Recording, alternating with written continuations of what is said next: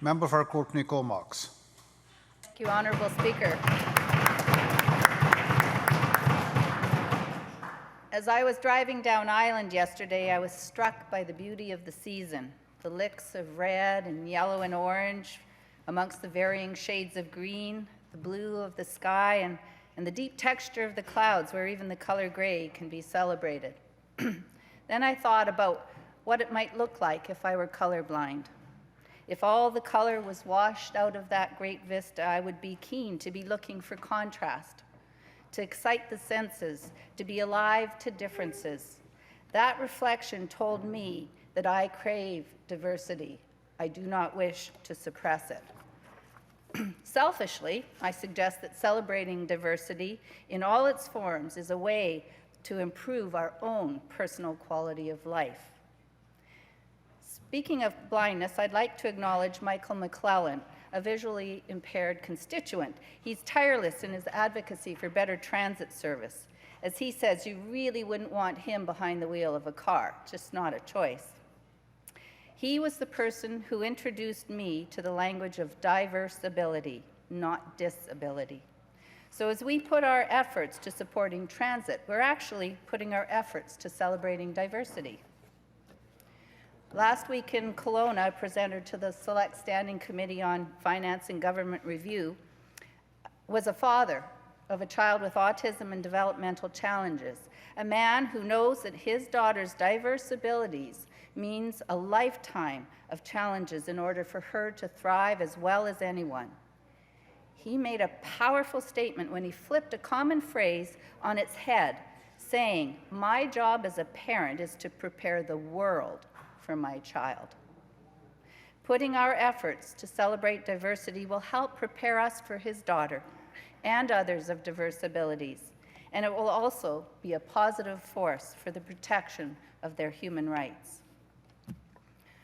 Of course, our diversity is not limited to our physical or mental differences, as the member from Richmond North Centre listed a grand list of ways of being diverse.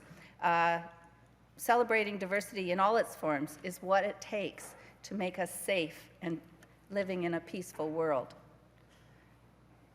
I'm a woman, which comes with its own challenges, but I know in the greater scheme of things, I am a white woman of privilege. Sometimes walking a mile in someone else's shoes is not enough to appreciate the lived experience of people who have been oppressed for generations.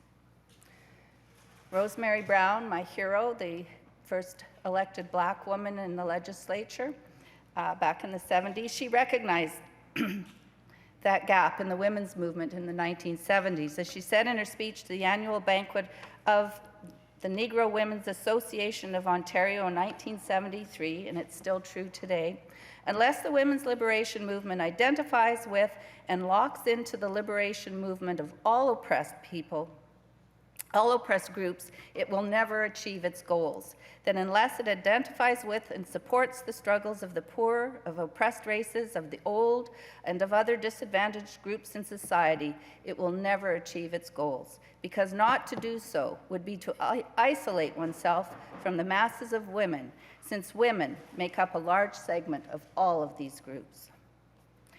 Here's a pretty good example. We are at a crossroads in responding to today's oppression of First Nations women.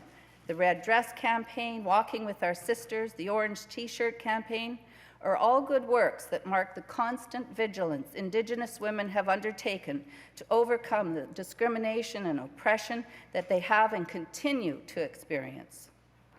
In celebrating diversity, this House can go a long way to supporting their efforts to protect their human rights and ensure they receive the dignity, respect, and the equal treatment that they should come to expect. I would like to mention the Comox Valley Community Justice Centre's work on countering racism, homophobia, and hate activity, and acknowledge Chief Administrator Bruce Curtis, who is the driver of many strong initiatives that have grown support for the protection of human rights and the celebration of diversity, so needed in our community. One of his efforts brought to life the Critical Incident Response Protocol, Originally signed by 43 organizations in 2009, more recently 126 organizations have signed on to the second iteration of the protocol in 2016. Thank you, member. This is what it takes to make a difference. Thank you.